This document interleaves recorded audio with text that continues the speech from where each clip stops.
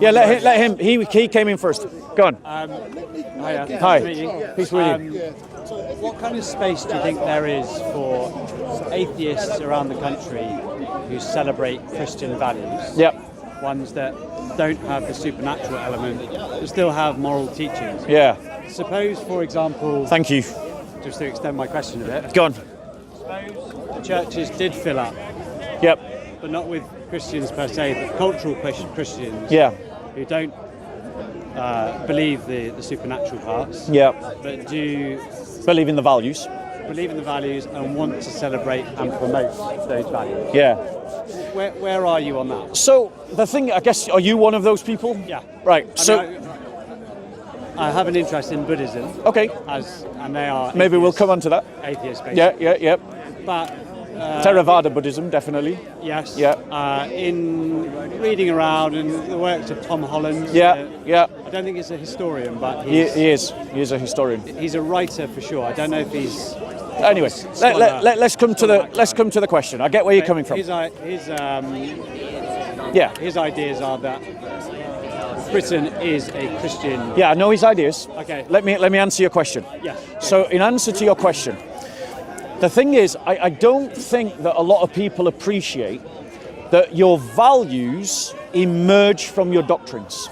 The doctrines that you have will give rise to your values. Right. And so this whole experiment of having Christian morality whilst not believing in Christian doctrine is exactly an experiment that we've already run through. We've done this experiment. We did it from the 1790s onwards. And from 1760s, the Enlightenment. Right. That was an attempt to have Christian morality without Christian doctrine. And the further we've gone down that road, the more we've lost sight of the doctrine that gave rise to the values, and the more we've lost the values that we appreciate. And I think that many people who want to have Christian values but not Christian doctrine, what they want is liberalism with some Christian sprinkles. Basically. Right. That's not Christianity. And so Christianity is that me and my brothers around us, we form a covenant people of God. We're in covenant with God to be his holy priests and for him to be our God. Which means that our covenant with him and our belief about what our story is as his priests, offering up our souls and bodies to be a living sacrifice, to bring God's kingdom from heaven to earth by that sacrifice, gives us different values than liberalism, right? Okay. Now, there is some synergy, there is some overlap, right? And where that overlap is, if you're willing to stand with us, then great, there's a place for you in the Christian worldview. It's called people of goodwill. But for you to stand with us, that would mean you'd be against the euthanasia bill that's going through Parliament right now. You'd be against abortion, that you'd be against divorce and for the family, that you would want the family to be defined legally as between one man and one woman in holy matrimony, that you would be in favour of a blasphemy law, and I don't think, yes, of course, I don't think many people who want to stand with Christians really understand what Christianity is all about. They want a liberal form of Christianity. Who is determining what Christianity is all about? That's a great question. The people that determine what Christianity is all about are the apostles, right, and their teachings. Okay. Right? So it's not a democracy. It isn't a decision that we get to make collectively. We have to read the apostolic tradition. We have to come to an understanding of the apostolic tradition. And insofar as we understand it, we have to embody it. Yeah? Now, the reason why, for instance, a blasphemy law would be something important is because if you don't defend the doctrines that give rise to your values, and you allow those doctrines to be attacked and mocked and destroyed, you end up losing those doctrines, and then you lose the values that are built on them. Okay. Right? Yeah, I'm hearing that. And the thing is, our liberal society is the mess that it's in precisely because of liberalism. So just trying to rewind the clock a couple of decades is not actually going to fix the problem. Right? What I would invite people like you to do is to radically see that what we need is a new Christendom. Not a 1950s liberalism, but a new Christendom. So where blasphemy law curtails free speech, Yes. do you see that as a loss of intellectual development, where, you know, the more pluralistic the ideas coming in are then sorted hypothesis by hypothesis, which require that freedom of speech, including the freedom to mock, the freedom to offend, as you will, whoever takes offence. Those are the conditions to maximise intellectual growth, and with that science and technology and all of that. Do you see a loss of intellectual development where blasphemy law steps in? So blasphemy laws could sit on a spectrum. I wouldn't necessarily go along with blasphemy laws, peace with you, brother, that protect, you know, for instance, got to keep that. That protect, for instance, the Pope from criticism, or the bishops from criticism, or the church from criticism. I think it's actually healthy. The Reformation taught us this. It's actually healthy for those in authority to be subject to criticism for their behaviour. Of course. And so there would be things like freedom of the press. And there would certainly, in terms of science and technology, complete freedom, because they don't make discourse about God's existence or the sanctity of Christ or any of the doctrines. They're talking about material things. So they would have complete freedom. The kind of things where a blasphemy law would take effect, I mean, assuming that it was a blasphemy law written by me, right, this would be my version of a blasphemy law, would be in any state function or any group or institution that receives state money or any public land, the Christian faith could be not mocked or ridiculed. It could be criticised, it could be argued against, but it couldn't be mocked, it couldn't be ridiculed. I can see some grey area in that. Yeah, of course, and they'd have to be worked out within the courts. Yeah, so again, no blasphemy would be allowed in schools if they're receiving state money. But if it's a private institution, your own business, for instance, well, because you're not receiving any statement, unless you've got a government contract, in which case you'd have to accept the blasphemy law. But if you're not doing business with a state, and you were just doing business with other private citizens, then you should be free to say whatever you want. So this means So it would be a limited blasphemy law. And it would be a blasphemy law only towards Christianity. Exclusively towards Christianity. Gosh, that would involve a whole load of restructuring of equality. The idea of equality. Dump all that shit. Dump the whole crap. Dump it all.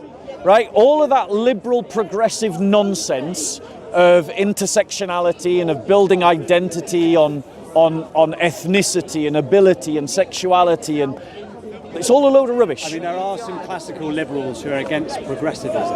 Agreed. I wouldn't put them... No, I know. I know they're related. Yes, you're absolutely right. One might be a pathology, you might say, of classical liberalism. Yeah.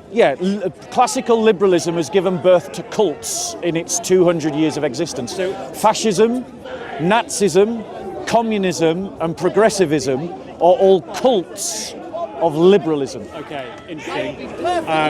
So are those the main problems with what liberalism has become in your view? Yeah, so what is the problem with what liberalism has become? In your view, yes. Yeah, it's the idolatry of the self. It's the worship of the self. It's the worship of the self as God, as self-defining, as something that cannot be questioned or critiqued or criticised. This is a movement that occurred after World War II, when the paradigm of nationalism collapsed because of 2 world wars back to back. And then what happened was this obsession with self emerged as a replacement to the national story. Do you think that's potentially an outgrowth of protection of the individual against the state, as in individual liberty, where you're judged before a court of law, you're not judged as a collective identity, you're judged as an individual? Because I think if you went to court, for example, you would prefer to be judged as an individual rather than part of I mean, group. to be honest, I actually have no confidence in the British courts anymore. But in principle? In principle. In practice, if it's sloppy? In practice. In principle, I would want to be judged on my individual actions, So not part of any group action. But let's be clear, everything about liberalism is a distortion of Christianity anyway. It's all built on natural theology. Natural theology emerges from a Christian milieu. Right? You look at all the earliest Enlightenment philosophers, and they're all making arguments based on natural theology. That natural theology would not have existed unless Christendom had given birth to it. Now, that's where modernity's gone wrong. That's where the Enlightenment's gone wrong, is that it is built on the scaffolding rather than on the foundation. What we as a Western civilization need to do is get back to the foundation of our civilization. And the foundation of our civilization is the apostolic teaching. That's right, Tom. Right? That's where we need to go to correct the many faults that have emerged because of liberalism. So in this Christendom that you see, what would happen in terms of individual liberty in a court, for example? Would that principle still be there? Yeah, because that is a Christian... You know, the idea of habeas corpus and the Magna Carta. Right. You know what the Magna Carta is? Yes, right. I don't know about that emerged. That emerged from a Christian civilization. It happened in the 12th century. Yeah. It didn't come out of the Enlightenment. You go to Lincoln Cathedral, you go see the Magna Carta. It's a medieval document. So these ideas of the protection of the individual from the king is a Christian idea. It emerges from Christianity. The idea of individualism emerges from Christian spirituality. It emerges from Christian theology. When you read the Gospels, what do the Gospels say? He who does not reject mother or father or brother or sister and for my sake is not worthy of me. Right. The whole point of the Christian faith, it was an insurgent movement that erupted into a pre-existing paradigm and pulled individuals in to create a new people, the body of Christ. That means that right there in that movement, you have the birth of the individual. And then through things like the sacrament of confession, which is this idea that I go to a priest and take personal responsibility for my sins and tell him about my conscience and what my conscience has convicted me of, is another thing that cultivates the idea of the individual. The idea that we're all made in the image of God. These are all the doctrinal sources of individualism. The problem with modernity is that it overemphasizes the individual to the exclusion of the collective. As a Christian, I would offer a correction to that, which is that, yes, I'm an individual, but I am a part of the body of Christ. Do you think liberalism can't achieve that? Yes, it can't. Principle? It tried to do it through nationalism. Okay. So what happened in modernity is that the idea of the church was replaced by the idea of the nation state. But the problem with that is that you then made the parliament or the king or, the president, in America's case, because America was born in the 1760s, the highest authority, or the Senate, that combination of the tripart system in America. Like that, you made that the highest authority, which meant that the moment you made that the highest authority, you made man his own God. And you can trace out the idea of making man his own God in the nation state to the idea of making man his own God in the individual of liberal progressivism. And so one leads to the other, right? What we need is, for man to function well, he must submit to an authority that is above himself in all areas. which means that the parliament and the king must submit to God. That's why the Christian system that replaced the Roman system was better than the Roman system, because the Roman system had Caesar as God, whereas the Christian system said that there is a God above Caesar.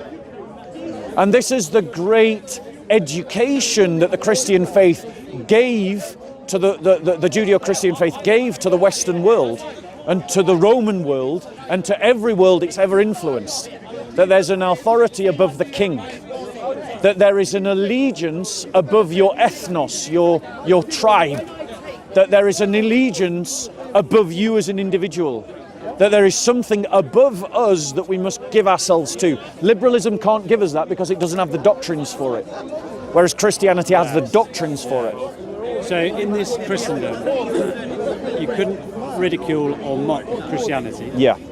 You shouldn't be allowed to. You shouldn't be allowed to, but can you criticise it? Yeah, you can make arguments on things like, for instance, textual criticism.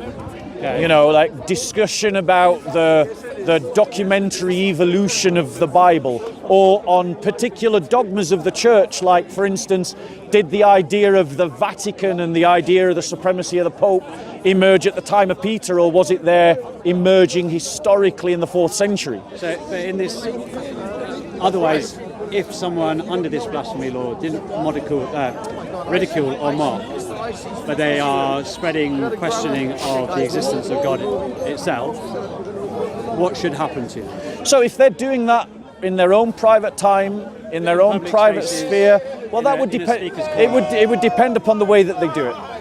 It would depend upon the way that they do it. But not ridiculing. Yeah, if they weren't ridiculing, how else could they get in trouble if by style, by what? And by style. So yeah. It would be things like saying gratuitously offensive things about Christ or about God. You know, like so if they these kind of blasphemies. It's a blasphemy law, which in is terms of civil rational discussion. Yeah, if someone was coming here and saying no, if they're coming here and they're asking questions like, you know, how can I know that God exists? But also countering with arguments. Yeah, then those kinds of discussions would be acceptable, because as Christians we believe in evangelism, and you can't evangelize people if you stifle them from having the conversation in the first place. That's from the Christian's point of view, Yeah. the evangelist's point of view, but from the skeptic's point of view, they could argue against the existence of God. If they did it in a non-blasphemous way. You're loading it though. Well, but this is the point. Is a blasphemy law means that there should be restrictions. But I mean, we're talking about a blasphemy law written by Bob, the MP of Parliament, right? Sure. Right. We're not necessarily, and that may not be the form that a blasphemy law takes. Yes. Because I believe that there's, you know, blasphemy laws can sit on an extreme spectrum, and some Christians might even argue that questioning the idea of God's existence shouldn't be done publicly. That's where I'm coming from. But the point is, look at where freedom of speech has gotten us, right? Freedom of speech has done lots of good things in the classical liberal exchange, but what it has led to is where we are. It has led to the degeneracy. It still feels quite free to me where we are now. The fact but we're losing that freedom, and you know we are. Sure, there are threats to it, yes. Threats coming from all of the establishment political parties, from Islam. I would consider myself a threat to that freedom of speech as well. Like I'm not a liberal. I'm a Christian. I don't believe in liberalism. I believe in Christianity. Change your mind about the threats,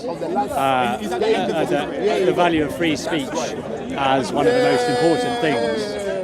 It is definitely mine is a limitation on freedom of speech connected to blasphemy. Yes. It's connected to mocking and ridicule and gratuitous, offensive. You know, how is our society made better? By sticking a crucifix in a vat of piss and then calling it art. I don't think anyone is saying it's better. But there are people that do argue that it is better. How was the Jerry Springer opera an improvement to Western civilization? That's not my position. Well, but that's the point. In freedom of speech, the advocates, the hypocritical advocates of the freedom of speech, Yes. and I suspect you're probably not one of the hypocrites, Okay. but the hypocritical defenders of freedom of speech said that sticking a crucifix in a vat of piss and the Jerry Springer opera were all good, but showing cartoons of Muhammad, that's bad. And the BBC took I don't agree with that. I know you don't. I could tell you don't. The BBC took that exact editorial line, right? Because the liberals are governed by fear, which is another reason why Christianity is better than liberalism. Because liberals are scared.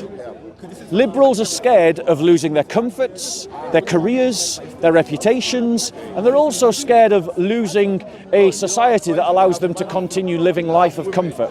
We as Christians, because we follow Christ, we're not frightened of persecution, we're not frightened of suffering, and we're not frightened of sacrifice. And that is exactly the kind of spirit that the West needs right now, but liberalism doesn't give it those doctrines. You talk about muscular Christianity. Yeah, and that's what I'm not calling you to embrace Christianity light.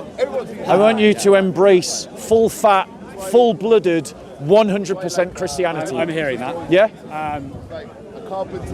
Have you heard of a guy called Jonathan Rauch? No. He's a writer. He wrote Right. a book called The Constitution of Knowledge. Yeah. He wrote a very early book called The Kindly Inquisitors, which Yeah. is all about free speech Yep. as a seminal idea in the West, Yep. and how free speech isn't enough. Yeah. You need structure to public conversation. Yeah. Otherwise, free speech without structure turns into Twitter, chaos and mess, and Yep. the gratuitousness that you talk about. But the structure in terms of our norms and institutions are what keep the, let's say, the flow of ideas healthy. I Yeah. hope I don't paraphrase or mischaracterize. But the universities, the government, law and journalism are four institutions he names, Yep. which should in principle practice things like disconfirmation. You know, anyone's hypothesis is Yeah. fair game for other disprovers. Yeah. Objectivity, pluralism, all of these, even though, you know, in the universities, Harvard is a good example. Yep. It's going to shit. Yep. And there's so much social censorship. But don't you understand is that when you elevate freedom of speech to the highest level, you actually create the very conditions by which it collapses and degenerates. Because if you just say you can say anything, right? Man's natural tendency is to gravitate to the bottom, right? The lazy thinking is the thinking that people tend to adopt. Okay. We see that in the church. Christians have got their own examples of lazy thinking. Yeah. All the world's problems can be solved if we just preach the gospel, or all the world's problems can be solved if we just say another rosary or another rope, Jesus prayer rope, right? Okay. Every group of people have the tendency to slide and to dumb things down, right? Yep. And the problem is if you start off with the premise that there's no truth and that we have to just discover the truth, firstly, you've got to decide upon a methodology to do that, which the rationalists chose as rationalism and the empiricists chose as empiricism.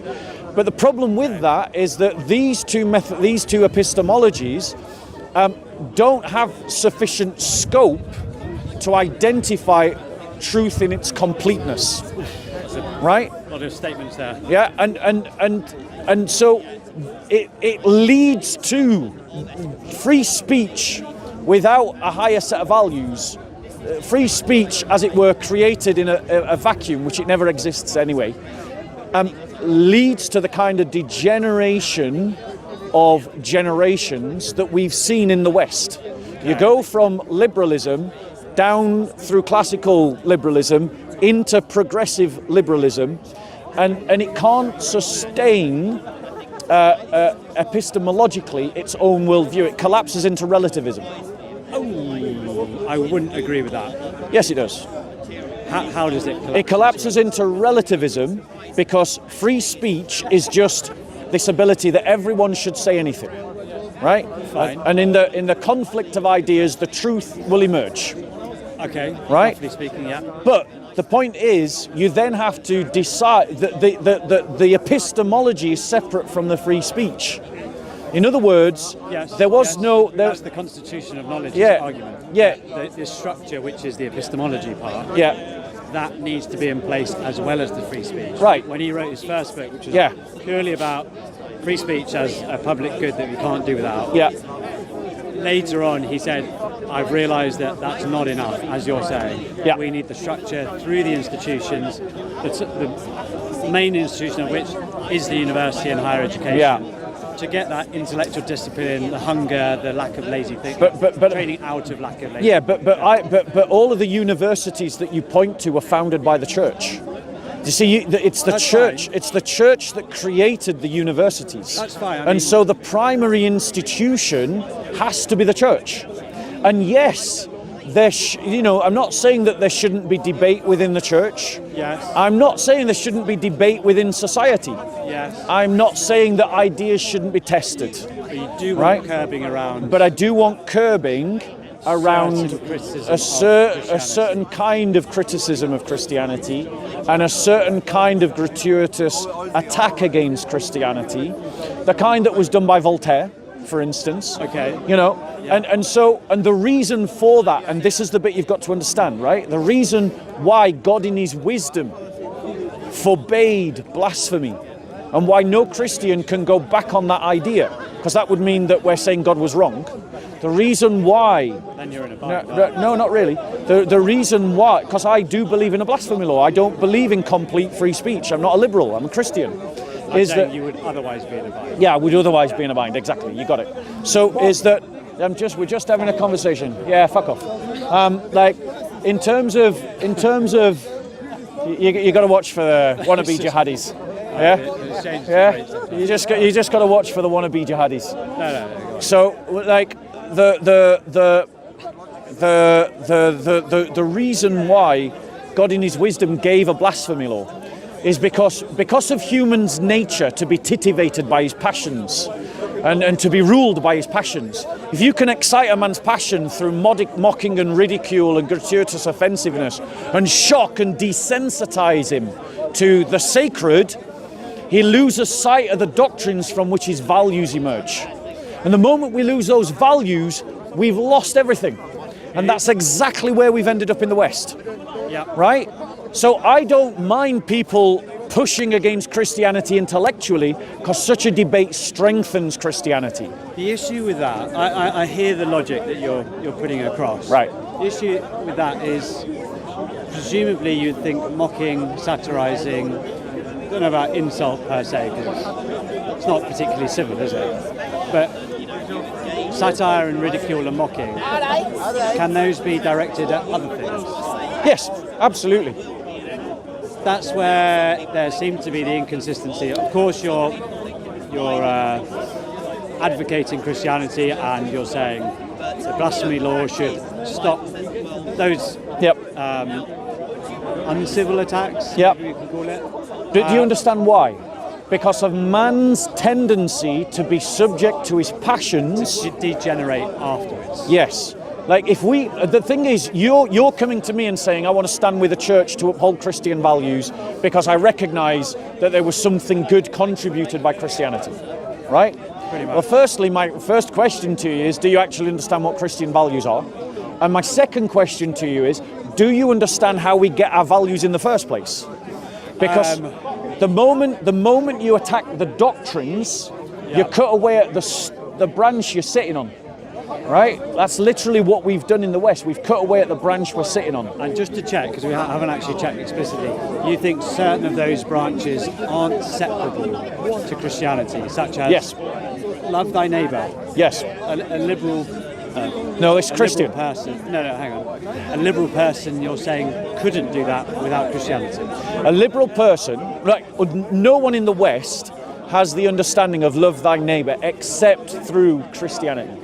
That's where that idea came from in Western civilization. Why is it not separable as a value to practice? Right. The reason why because on what are you basing the idea of the dignity of each individual that you love? Do you need that basis? Well, yes, you do, of course. Why is that? Well, I'll give you an example. Just look at societies that had different doctrines.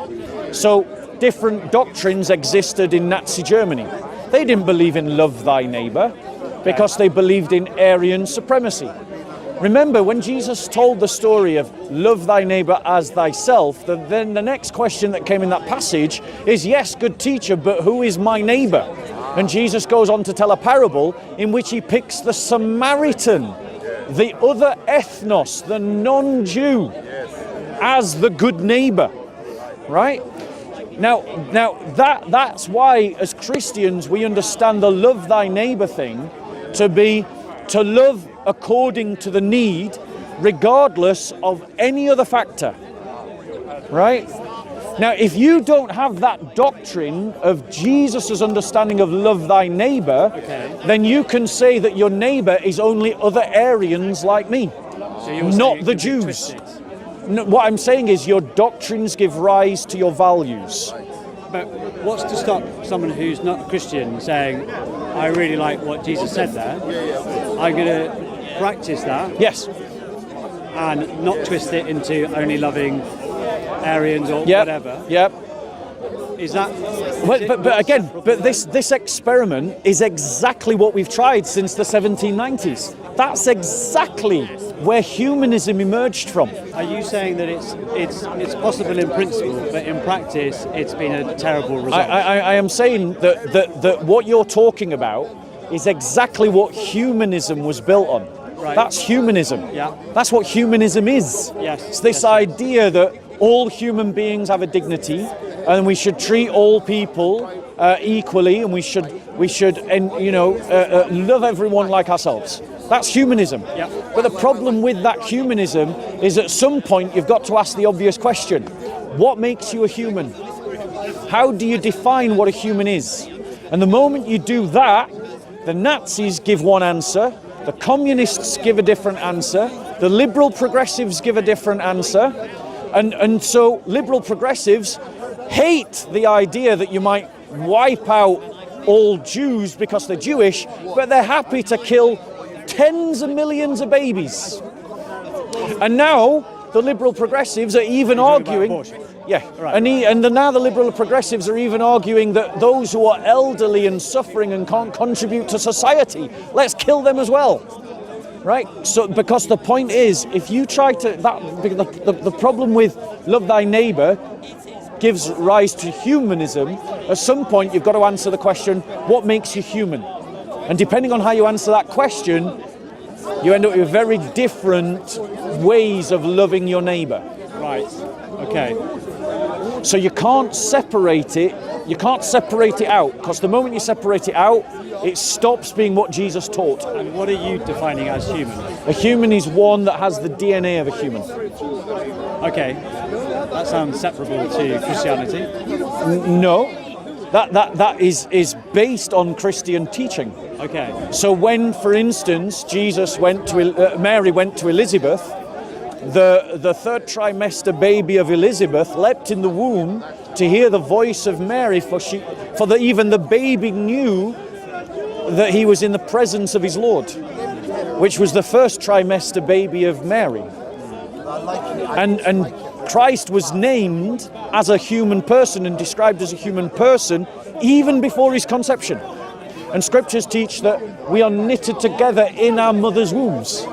I'm guessing that you are somewhat familiar with Steven Pinker's work. Maybe not. Where he argues for Enlightenment values, which were concentrated during the Enlightenment, not birthed in the Enlightenment. Yeah. Which the common themes of which are reason, science, humanism, which results in the progress of today, even though he's very critical of progressives. So the progress in terms of the measurable progress accelerated in the Enlightenment, but it wasn't born in the Enlightenment. It's not like we suddenly learnt to build at the Enlightenment. Of course. Right? There was a lot of progress before the Enlightenment. So he's seeing those values as, I think he's seeing them as a sufficient framework for the open society to live in, which is basically one of classical liberalism. Yeah. But it doesn't, my issue with that is it doesn't get you into things like love thy neighbour. There's no teaching, because there's no, unless they're just norms of the society, which as a Christian society, that's probably how we've got a lot of the good values that are moral. That's where all of our values came from. The Enlightenment just... It can't have been literally every single one. Not with many cultures coming in, for example. No, all of the starting points of the Enlightenment were done either by co-opting or contrasting to the Christendom that came before it. Yeah. All of them. 100% of absolutely everything from the Enlightenment was either in contrast to Christendom or a co-option of Christendom. Right? The reason why it's failed is because it's not Christendom. What we need to get back to is Christendom. What would you say are the top 3 failures of today, then? Right, the top 3 failures of today. Yeah. Right. Which are the result of liberalism? Yes, the top 3 failures of today. The overemphasis on the individual. Okay. Well, I mean, the top 3 failures, it's kind of, okay. Or some of them. Yeah, I mean, because the thing is, it depends. You could say the top 3 technological, top 3 political, top 3 cultural. Okay, so fundamentally, the primary failure of liberalism is that it replaces God with humanity, the center of everything. That is, at core, the heart of the malaise of Western civilization. Okay. Right? It is the root of all of our weaknesses. It is the root of all of our failings. Okay, right? The other failings of which would include... Right? So building on that is to replace the idea of the covenant people of God, i.e. the church who is in covenant with God, with the idea of the citizen being in covenant with the state. Okay. So that's the second big failure of liberalism. Okay. So first is to replace God with humanity. Second is to replace covenant relationship, the people of God to God, with the citizen with the state. And the third big failure of modernity is to build on natural theology to the exclusion of revelatory theology. Revelatory theology is that, i.e. the Bible, i.e. building a metaphysical system of morals and values and teloses and goals and so on that have no connection to the Judeo-Christian theology that gave birth to natural theology. Finally, before I shoot off, regarding Christianity as the foundation of everything today, are there any key books that you would recommend to read up upon? As the foundation of Christianity today, oh my gosh. Do you know, honestly... As scholarly as possible. Honestly, bro, off the top of my head, I actually can't think of a single book. No, one book that I could give you, and it'd give you a good theological grounding on everything else that I'm talking about. But it literally is. It's the kind of book that digs out the ground. Okay. It doesn't even lay the foundations of what I'm talking about, but it clears the ground for it. Okay. Is the writings of N.T. Wright. N.T. Wright. Yes, N.T. Wright. W-R-I-G-H. Yeah. N.T. Wright, because he talks about the Messiah and the kingdom of God, and the understanding of Christianity as the idea of the kingdom of God being established on earth, which is what sets you up then to think about Christendom. So N.T. Wright, what was his book called? He's got loads of books. Any particular one? The New Testament and the people of God, I think, would be. New Testament and people of God. Yeah. Cool. All right. Let me give you a gift. What's your name, bro? Toby. Toby. It was lovely to talk to you, Toby. It's been a pleasure. I guess you're one of those people of goodwill. Yep. That we were spoken of. So thank you for standing with us. We might yet save Western civilization. You know. If we can do better than we have been doing. Let me just find you a nice gift. Doop. There is a book in here that I've got for you, I'm sure. Where is it? My hands are frozen. Sorry about this. Where is it? One. No. So you're going for a very particular one. I am. I've got a very particular book in mind for you. There you go. Lovely. All right. Merry Christmas. God bless you. Happy New Year. Peace be with you. Merry Christmas. So, yeah, we've got a choice to make in the West, and that choice is very simple. We can either choose to keep following liberalism and watch our society decay because of our liberal elites and their failure, or we can hack our way to another way of building society and civilization, and that would be to build a new Christendom. That's our real choice. That's our real choice, you know?